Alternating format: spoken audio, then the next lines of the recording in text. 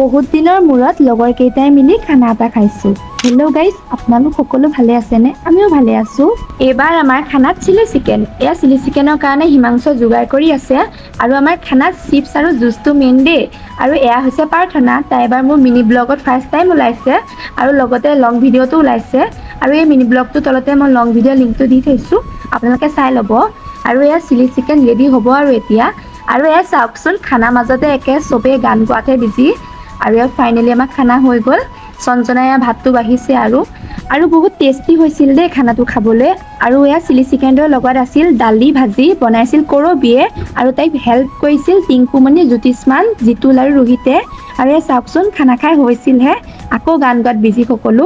আৰু আজিলৈ আহিলোঁ দেই, বাই বাই, নেক্সট মিনি ব্লগত লগ পাই আছোঁ।